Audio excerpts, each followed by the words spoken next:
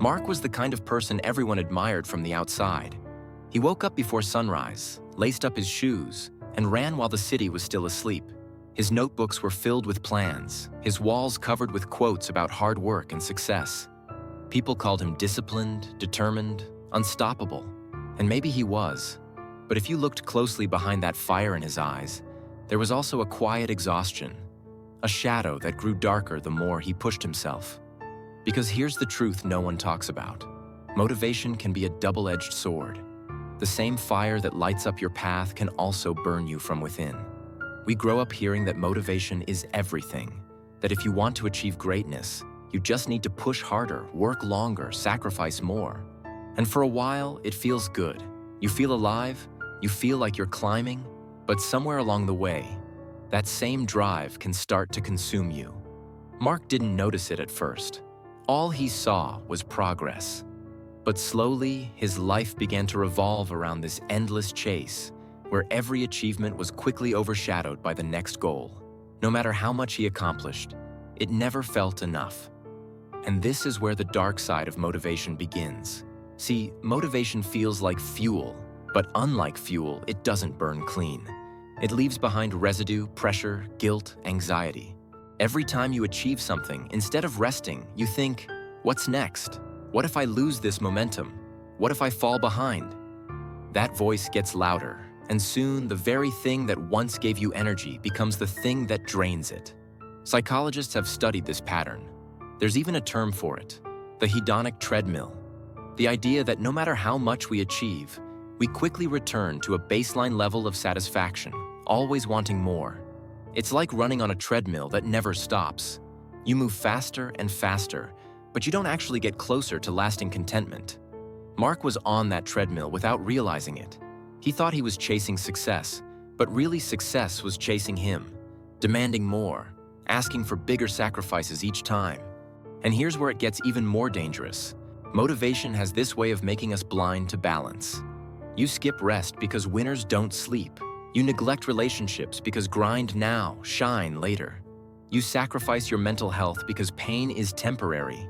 Society even praises this behavior. We glorify the hustle, we post motivational quotes, we admire people who never stop, but we rarely ask, at what cost? Think about it. How many times have you forced yourself to keep going? Not because you wanted to, but because you felt you had to. How many times have you beaten yourself up for not being motivated enough, as if being human wasn't already hard enough? This is the dark side, when motivation becomes less about growth and more about survival, less about passion and more about pressure. Now let's go deeper. Motivation often disguises itself as freedom, but it can actually trap us. Mark believed he was in control of his journey, but slowly the journey began to control him. If he rested, he felt guilty. If he slowed down, he felt lazy.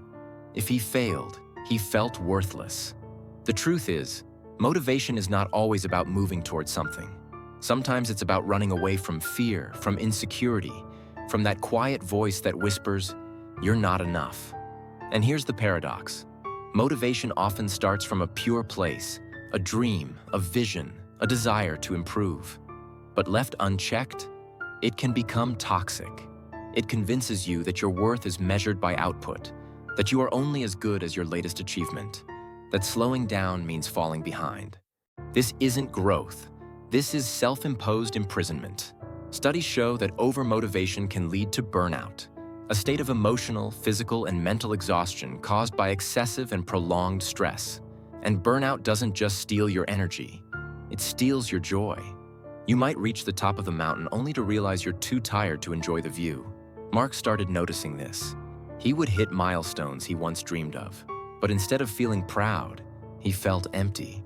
He thought he just needed more motivation, but what he really needed was something entirely different. This brings us to an uncomfortable truth. Motivation is not sustainable. It was never meant to be. Motivation is like a spark. It ignites, but it cannot keep burning forever. What keeps you moving isn't motivation alone. It's discipline, balance, and a deeper sense of purpose. Yet we keep chasing motivation as if it's the answer to everything, and that chase itself becomes the trap. But here's a question that might shift your perspective. What if constant motivation is actually overrated? What if the secret to a meaningful life isn't always running forward, but sometimes allowing yourself to stand still? Think about the moments you've grown the most. Were they always during times of high motivation, or were they sometimes in the quiet, in the pause, in the reflection after failure? The dark side of motivation is that it tricks us into believing that slowing down equals losing. But in reality, slowing down is sometimes the only way to truly see where you're going. Mark had to learn this the hard way. One morning, he woke up and realized he didn't even know why he was running anymore. The goals that once inspired him now felt like chains. The fire that once guided him now burned him. And that's when he began to ask the questions we all eventually face. What am I chasing? Who am I doing this for? And at what cost? This is where the story takes a turn, because buried inside the dark side of motivation lies a deeper lesson. A lesson about self-awareness, about balance, about redefining what success really means. And this is the part most people miss. We think the answer is always more drive, more energy, more hustle. But sometimes the real answer is less. Less pressure, less guilt, less comparison. But what does that look like? How do you find balance in a world that tells you to keep pushing, keep grinding, keep striving for more? And is it possible to use motivation without letting it control you? The answer is yes, but it requires a shift, a different way of thinking, one that isn't as popular but is far more sustainable. And that's what we'll explore next. The hidden truths about motivation that no one talks about, and the surprising ways you can protect yourself from its darker side while still growing, still striving, and still finding meaning. So, here's where it gets interesting. When psychologists studied motivation, they discovered something revealing. Not all motivation is created equal. There are actually two main types, intrinsic and extrinsic. Intrinsic motivation comes from within. It's when you do something because you genuinely love it, because it fulfills you, because it aligns with who you are. Extrinsic motivation, on the other hand, comes from outside. Rewards, recognition, status, validation. And while both can drive us, the dark side often emerges when extrinsic motivation takes over. Think about Mark again.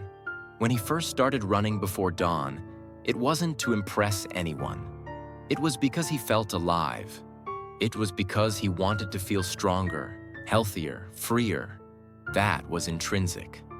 But as time went on, as people praised his discipline, as he posted progress online, as expectations grew, that inner spark was slowly replaced by outside pressure. He wasn't running because he loved it anymore. He was running because he feared what it would mean if he stopped.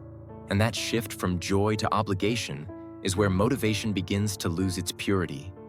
And this doesn't just happen to Mark. It happens to all of us. Maybe you loved painting, but once it became about likes and followers, it started to feel heavy. Maybe you studied hard because you were curious, but when it became about grades and rankings, it became stressful. This is one of the most common traps of motivation. When the thing you once loved becomes a burden because it's no longer about the process, it's about the outcome. But here's the irony. The more we chase outcomes, the less we enjoy the journey. And when the journey becomes hollow, even reaching the destination feels empty. This is why so many high achievers feel unfulfilled. They get the promotion, the award, the applause, but then they ask themselves, why don't I feel the way I thought I would? Because the external reward can never fully replace the internal joy. Another hidden danger of motivation is comparison. Motivation often feeds off competition. You see someone doing more, achieving more, and suddenly you feel behind. It's like social media. You scroll, and instead of feeling inspired, you feel inadequate. And that's not by accident. Psychologists call this social comparison theory. We measure ourselves against others, and our motivation often rises or falls depending on where we think we stand. But the problem is, it's a never-ending cycle. No matter how much you do, there will always be someone doing more. And if your worth is tied to outpacing others, you'll never truly feel at peace. Now let's pause for a moment and ask the deeper question. Why do we chase motivation so relentlessly in the first place? Perhaps it's because we fear stillness, because in stillness we are forced to face ourselves without distractions, without goals to hide behind. Maybe motivation is sometimes less about growth and more about escape. escape from our doubts, our insecurities, our fear of being ordinary. And that's the paradox. We chase motivation to feel more alive, but sometimes it distances us from the very life we are trying to live. Mark eventually realized this. One evening, after months of relentless pushing, he sat down and felt nothing. No excitement, no joy, no energy, just emptiness. And for the first time, he questioned not just his goals, but the very way he was living. Was he really alive? Or was he just running on autopilot, powered by motivation that had turned into fear? This realization can be terrifying, but it can also be liberating. Because once you see the dark side of motivation, you begin to understand that the answer isn't to abandon drive altogether, but to transform it, to move from chasing to choosing, to shift from pressure to purpose. So what does this transformation look like? First, it requires redefining success. Instead of asking, "What can I achieve?" start asking what feels meaningful. What nourishes me? Success doesn't always have to mean climbing higher. Sometimes success is being present. Sometimes it's saying no. Sometimes it's allowing yourself to rest without guilt. Second, it means reconnecting with intrinsic motivation. Remember why you started. Strip away the noise of recognition and validation and return to the joy of the process. If you loved writing before it became about likes, write for yourself again. If you loved running before it became about metrics, run without a watch. When you reconnect with the intrinsic, you reclaim the purity of motivation. Third, it means embracing balance. Motivation pushes us forward, but balance keeps us whole. Rest is not weakness, it's part of the rhythm of growth. Think about music. It's not just the notes that make the song, but also the pauses in between. Life works the same way. Without pause, there is no harmony. And finally, it means undertaking the most liberating and challenging task of all, learning to live without the crutch of constant motivation. We have been sold a lie that to be effective, to be significant, we must always be electrically charged with a burning desire to act. We treat a lack of motivation as a personal failure, a character flaw to be overcome. But the truth, the deeply liberating truth, is that you don't need to be motivated all the time to create a meaningful and impactful life. In fact, relying on that fleeting feeling is what often leads to the cycle of burnout and emptiness. What you truly need, what forms the bedrock of a life well lived, is a trinity of quieter, more resilient forces: consistency, discipline, and purpose. These are the unsung heroes of genuine achievement. They are not glamorous. Consistency doesn't have the dramatic flair of a sudden burst of inspiration. It is the quiet, dogged act of showing up again and again, even on the days you feel nothing. Discipline isn't the roar of the crowd. It is the inner whisper that guides you to do what matters, especially when you don't feel like it. And purpose is not a finish line you cross. It is the North Star you calibrate your compass to, a constant guide rather than a temporary high. These forces don't shout, they endure. They are less about a feeling and more about a commitment, which makes them infinitely more sustainable than the fickle flame of motivation. Think of it this way. Motivation is the brilliant, unpredictable spark that can ignite a fire. It's spectacular and necessary to begin, but it is incapable of sustaining the flame on its own. Discipline, however, is the steady flame, the carefully tended campfire that provides warmth, light, and sustenance through the long, cold night. It's what keeps you moving when the initial excitement has faded, when the path gets steep, and when the darkness of doubt creeps in. It is the engine of progress, fueled not by fleeting emotion, but by a deeper, more resilient resolve. This was the pivotal lesson Mark had to learn, the one that ultimately saved him from himself. He made the fundamental shift from asking the draining, self-flagellating question, "How can I push harder?" to asking the life-giving, expansive question, "How can I live better?" This single change in inquiry altered everything. "How can I push harder?" only leads down one path: more strain, more sacrifice, more depletion. But "How can I live better?" opens a universe of possibilities. It encompasses not just work, but rest. Not just achievement, but connection. Not just striving, but savoring. He still chased goals, of course, But they were no longer tyrants that demanded his entire being as tribute. He pursued them with intention, not obsession. He still worked hard, pouring his focus and energy into his pursuits, but he no longer saw rest as the enemy of progress. Instead, he recognized it as an essential partner, the necessary counterweight that allowed his efforts to be sustainable and, ironically, more effective. He allowed himself to rest without the shadow of guilt, understanding that recovery was not lost time, but an active and vital part of the growth process itself. In this new rhythm, he discovered the true cadence of a fulfilling life. He realized that life was never meant to be an endless, breathless sprint toward a finish line that always recedes. That is a recipe for exhaustion and emptiness. Instead, he found that life is a series of natural, beautiful rhythms, much like the ocean's tides or the changing seasons.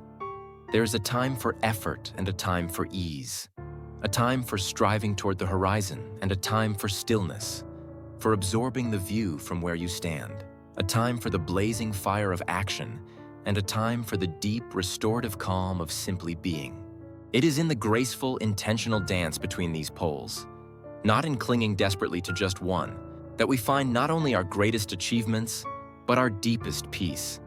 And maybe that's the lesson for all of us. The dark side of motivation is real, but it's not the end of the story. It's an invitation to go deeper, to stop confusing movement with progress, to stop measuring worth by productivity, to stop believing that more is always better. The real secret is not to be endlessly motivated, but to be meaningfully alive. So the next time you feel unmotivated, instead of punishing yourself, pause and listen. Maybe your mind and body are telling you something important. Maybe rest is not the enemy, but the teacher. Maybe your worth has never been tied to how much you can produce. And here's the beautiful, counterintuitive paradox that so many of us miss in our relentless pursuit of more. When you finally stop obsessing over motivation, when you release the white-knuckled grip on always needing to feel driven, you miraculously create a vacuum, an open space within yourself that was previously crowded out by the noise of expectation. It is into this quiet space that something far more profound and resilient than motivation can finally settle: fulfillment. Because fulfillment operates on an entirely different frequency. It doesn't rely on the constant roaring fire of external validation or fleeting passion. That kind of blaze is spectacular but unsustainable, destined to consume its fuel and burn out. Fulfillment, in contrast, is quieter. It's the steady, enduring glow of embers that provide warmth through the night.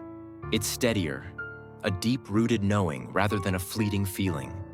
It is, at its core, the gentle, unshakable knowing that you are enough, wholly and completely. Even when you are not sprinting, not achieving, not producing, even when you are simply being. Mark discovered this profound truth through his own exhaustion. He realized that his greatest, most meaningful growth didn't emerge from the frantic, endless chasing that had defined him for so long. It wasn't born in the pre-dawn runs fueled by anxiety or the late-night planning sessions driven by fear. Instead, it quietly blossomed in the moments he finally allowed himself to slow down, to take a full, deep breath that wasn't just a means to an end, but an experience in itself. It emerged when he began to live with conscious intention instead of reacting to internal and external pressure. He learned to ask not, "What should I do next?" but "What truly matters to me now?" This shift wasn't a surrender. It was a strategic, profound upgrade to his entire operating system. And maybe, just maybe, that is the fundamental lesson we all need to learn. The one our hustle-centric culture tries to shout over. Motivation, in its pure form, can be a powerful catalyst. It can push you forward. It can ignite that initial spark of action. But we must also see its shadow side with clear eyes. It can also blind you to the cost of the journey, to the people you pass along the way, and to the quiet wonders of the present moment. It can ignite you, yes, but left unchecked. That very same fire can also consume you, burning through your peace, your health, and your joy until only ashes remain.